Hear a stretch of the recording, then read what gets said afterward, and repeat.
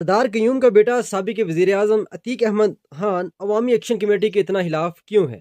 عتیق احمد خان کی ماہانہ انکم بحیثیت سابق اسمبلی ممبر و سابق وزیر اعظم 23 لاکھ روپے، 5 سرکاری گاڑیاں، 4 سرکاری گارڈز اور 4 سرکاری سلنڈر گیس، 4 سرکاری نوکرز، بجلی پانی فون مفت کے ساتھ ساتھ 60 لاکھ روپے سالانہ میڈیکل اخراجات لے رہا ہے۔ یہ اور اس کی اولاد سیاست کے علاوہ کوئی اور کام نہیں کرتے۔ ان کا ذریعہ معاش اپنے لوگوں کا خون چوسنا ہے، اور جب اس کی مراد ختم ہو رہی ہیں تو کبھی کہتا ہے انڈیا آزاد کشمیر پر حملہ کرنے لگا ہے، کبھی کہتا ہے کہ ایکشن کمیٹی پاکستان کے اور فوج کے خلاف ہے۔